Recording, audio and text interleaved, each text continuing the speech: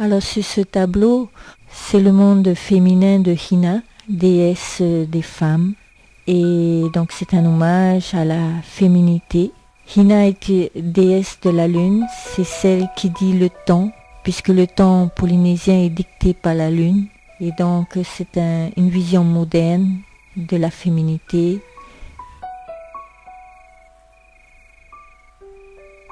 Ici c'est le voyage polynésien, puisque le peuple Maori était un peuple voyageur et sa terre était une terre marine et maritime. Et ici donc, on peut imaginer que le peuple Maori pouvait s'étendre de l'Égypte jusqu'à l'Amérique du Sud, en remontant jusqu'à l'Alaska. Et ici, on voit ce voyage sur une pirogue en forme d'oiseau accompagné d'un marara, d'un poisson volant.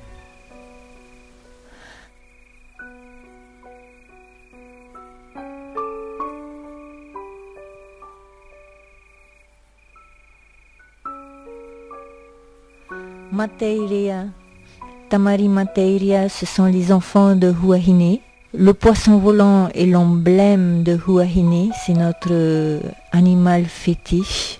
Et les enfants, lorsqu'on est sur nos pirogues, quand on va au large pour pêcher, adorent voir les poissons volants. De plus en plus rares aujourd'hui. Donc c'est pour rendre hommage à notre poisson volant de Huahine.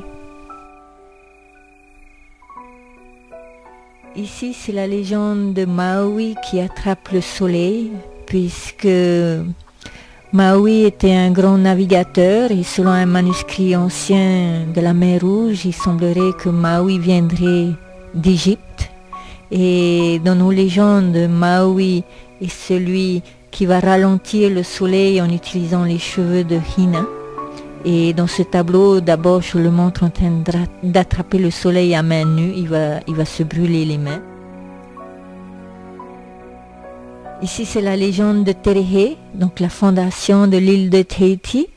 On voit la princesse Terehe chevauchant une grande anguille, mi-poisson. On appelle cela un tuna, puisque le mouvement de révolte que va créer Terehe en quittant Raiatea, ce mouvement de révolte va être appelé un tuna. Et c'est Terehe qui va fonder donc un nouveau monde, un nouveau royaume, Te Auri. Et ce sera donc la déesse Hina qui sera le dieu de ce mouvement. Elle sera accompagnée de 13 clans qui vont quitter Raiatea pour aller fonder le nouveau royaume Te Auri. Ils seront guidés par l'araignée, l'émanation de Ta'aruol, Dieu créateur. Cette araignée s'appelle Tutururahunui, qui veut dire le grand créateur. C'est également lui qui va montrer le chemin, puisque c'est le Dieu des navigateurs.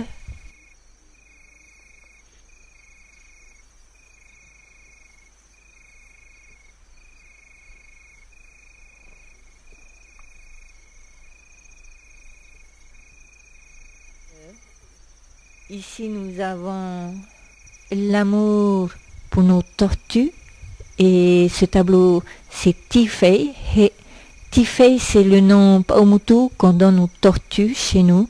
Cette tortue va porter une couronne royale par ses couleurs qui sont du rouge et du jaune, qui montrent que c'est une tortue sacrée, puisque la tortue est l'emblème de la royauté, de la culture chez nous. Ce tableau, c'est un genre d'autoportrait pour exprimer la joie de créer en tant qu'artiste contente pour rien. C'est un jeu de mots pour dire contemporain aussi. Alors ce tableau est à nouveau un tableau qui fait référence à cette légende de Terehe, mais cette fois-ci pour dire que nous sommes les enfants de ce mouvement anarchiste de Terehe. Et donc on voit, c'est un monde féminin avec une maman et son enfant en train de dormir et de rêver sur le dos de cette grande anguille qui est l'emblème de Tahiti, puisque Tahiti est également considérée par nos ancêtres comme une grande baleine, un gros poisson. Ici, ce tableau fait hommage à l'agriculture, à la plantation des taros, qui est un aliment très nourricier, riche, et qui a fait que notre peuple était grand, costaud, avec de belles dents, puisque le taro est rempli de calcium. Et donc j'ai voulu montrer que toute la famille, après le travail, se reposant à l'ombre des grandes feuilles de taro, de leur nourriture. Ici, c'est la maman des fées du sommeil.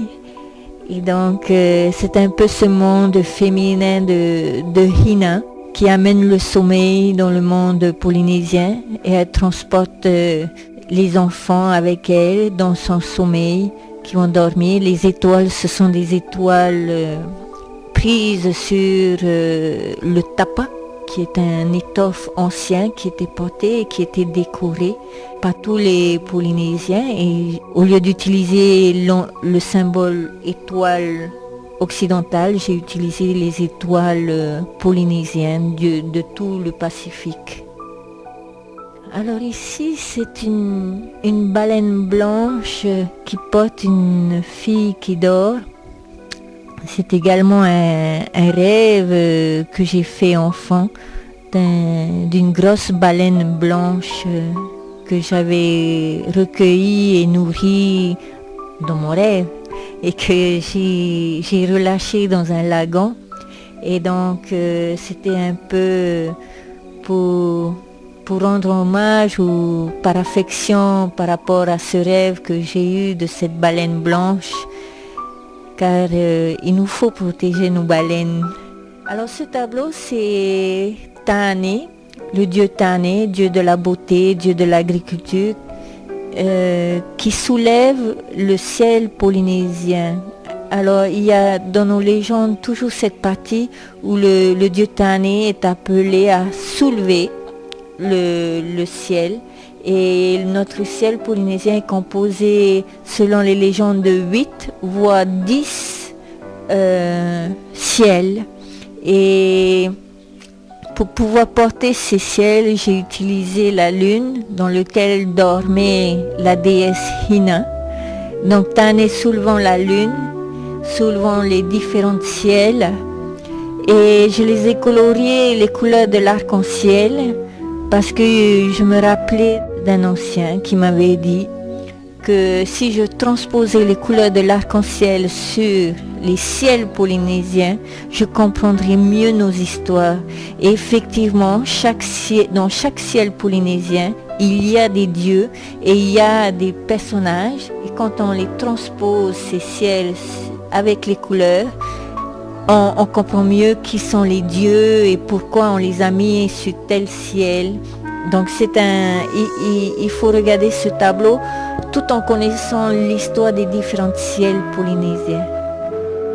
Alors, ce tableau-ci s'appelle Moon Lovers, les adorateurs de la lune. C'est toujours par rapport à ce monde féminin de Hina, la déesse Hina, déesse des femmes. Il lui faut donc un homme pour pouvoir accomplir son rêve de porter les enfants, de pouvoir servir la lune. Alors, ce tableau-ci, c'est juste un tableau par rapport à la famille. C'est pour montrer un peu la chaleur familiale, qui est beaucoup plus chaleureuse vue de nuit, vu pourquoi j'ai mis les étoiles, la lune, parce que c'est là où l'homme et la femme se retrouvent ensemble, c'est quand il fait nuit autour de leur enfant, parce que durant la journée, ils sont chacun dans leur travail, ils ne sont pas réunis. Ce tableau, c'est la légende, fait référence à la légende de Pipirima. On voit Rehua et Pipiri, deux enfants, chevauchant un grand requin. Et on voit la lune, et derrière la lune, on voit un cerf-volant, puisque dans la légende de Pipirima, ces deux enfants vont s'envoler dans le ciel avec un cerf-volant parce que leurs parents ne leur donnent pas à manger et donc ils sont malheureux d'être ignorés par leurs parents, de ne pas avoir de la nourriture et ils vont partir un soir et donc le dieu Taroa va les envoyer le cerf-volant pour les récupérer et les amener dans le ciel. Et on dira aux parents, si vous ne nourrissez pas bien vos enfants, si vous vous en occupez pas bien, le dieu Taroa viendra les chercher pour les amener dans le ciel pour en faire des étoiles. Et donc il les a placés dans la constellation du requin. Et c'est pour cela je les ai fait chevaucher le grand requin de Tani, pour rappeler donc aux parents que le rôle est d'abord un rôle nourricier, d'amour envers leurs enfants. Ce requin également sert pour les naufragés. Quand ils sont perdus en mer, on dit toujours c'est le grand requin de Tani qui va les ramener vers leur île. Effectivement, c'est lorsqu'ils vont lever leurs yeux et qu'ils vont voir la constellation de ce grand requin, grâce aux étoiles, puisqu'ils savent naviguer par rapport aux étoiles, ils vont pouvoir savoir comment retourner vers leur île, puisqu'ils connaîtront la direction qu'il faut emprunter pour rentrer chez eux, juste en regardant les étoiles qui se trouvent dans ce requin. Alors ici, c'est la légende de Hina, donc déesse de la lune, qui met au monde le dieu Oro, qui est le dieu de l'arc-en-ciel, le dieu de l'amour, le dieu de la guerre aussi, le dieu des arioi, des magiciens. Parce que c'est donc avec le dieu Taarua que Hina va mettre au monde ce nouveau dieu, qui va être le dernier des grands dieux de Tahiti avant l'arrivée des Occidents. Et je l'ai fait descendant de sa lune en train de placer ce dieu sur terre.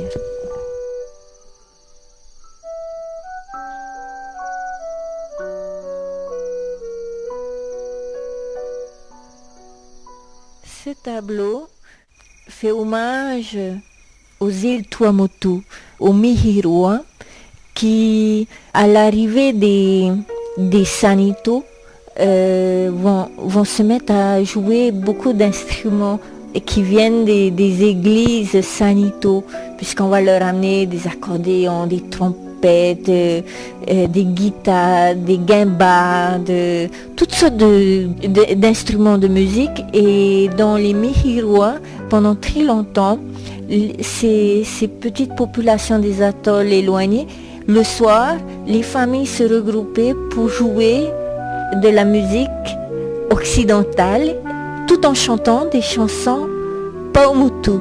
Et donc je voulais faire hommage à ces habitudes des atolls des Mihiroa qui ont été inspirés par cette musique américaine ou venue d'ailleurs et qu'ils ont joué tous les soirs comme ça chez eux, tout en chantant de belles chansons. D'ailleurs, on peut encore voir des Ematerangi, des grands chanteurs polynésiens des années 70-60 qui jouent justement avec des accordéons, des guimbardes et en chantant des chansons polynésiennes dessus.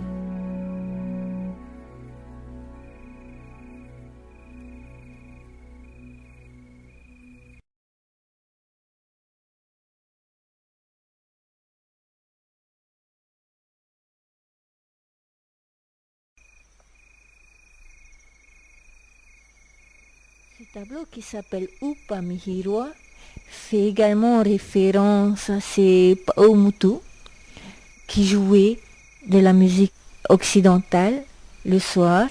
On peut s'étonner de voir ces instruments chez nous, mais dans les îles, les atolls éloignés, il y avait ces instruments et on aimait se réunir le soir pour les jouer.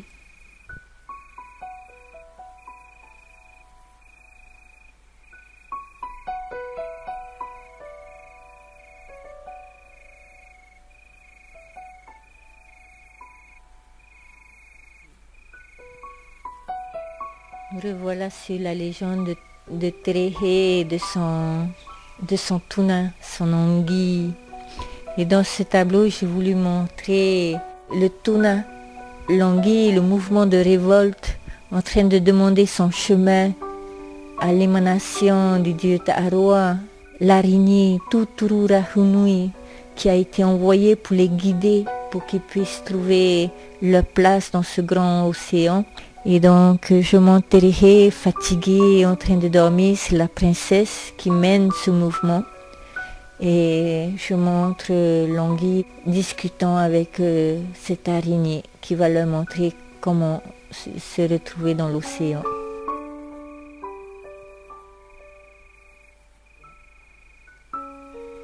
Alors ici, c'est Hina et Tane. Ce sont deux dieux que j'ai voulu les mettre ensemble. Tane, toujours en train de soulever le ciel, et on le voit là ouvrir grand le bras avec ses étoiles au milieu, et de faire le beau devant la déesse Hina. Hina qui est la déesse de la lune, en train de tenir sa lune, et également en train de tenir la ligne de pêche, puisque Hina est la déesse de la pêche. C'est avec ses cheveux qu'on va tresser les lignes de pêche et qu'on mettra un hameçon dessus pour pouvoir pêcher. On va pêcher les îles, on va pêcher les poissons avec, on va pêcher le soleil avec les cheveux de Hina.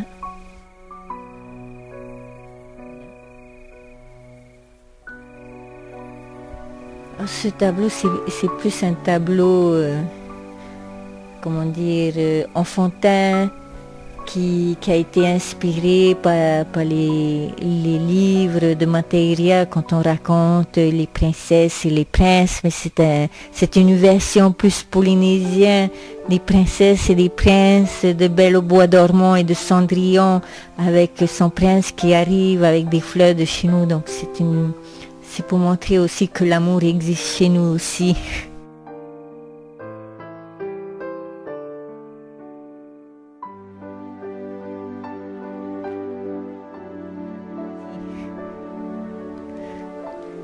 Ce tableau est un hommage à la nourriture de la terre, le taro que l'on plante et qui va nourrir tout un peuple, dont les feuilles sont en forme de cœur.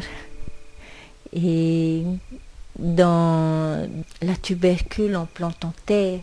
Donc j'ai préféré la montrer la nuit puisque comme j'ai la chance d'en avoir chez moi, le plaisir c'est toujours de déambuler dans ces plantations de taro la nuit, de les regarder au clair de la lune, puisque là aussi elles sont très belles.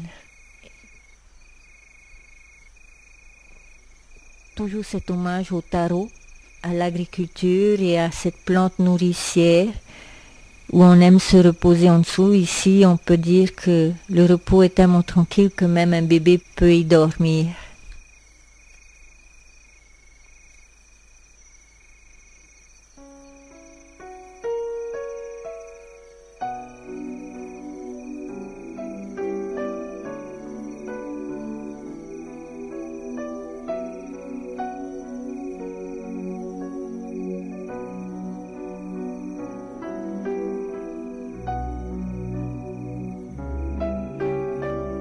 Ici également, on retrouve le repos dans l'agriculture, dans la plantation du taro, le pays taro, où toute la famille, après le travail, se repose.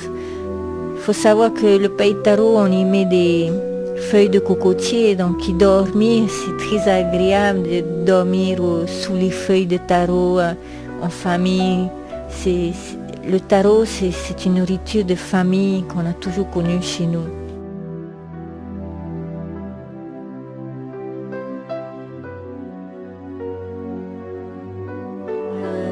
Taura, ça veut dire mon protecteur. Ihoro, un taura, c'est un gardien, c'est un protecteur qu'on a dans notre famille. Et Ihoro est est un animal protecteur, c'est un chien. Ce tableau donc rend hommage à cet animal considéré comme totem, comme gardien, comme animal protecteur qui veille sur la famille.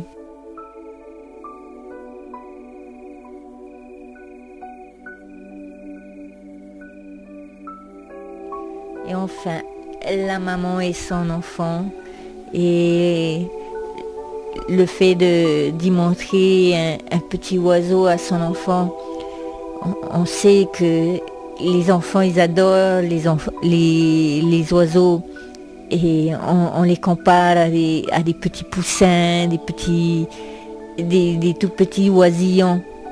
Et donc c'est juste un hommage à la maternité et à la relation entre la mère et son enfant.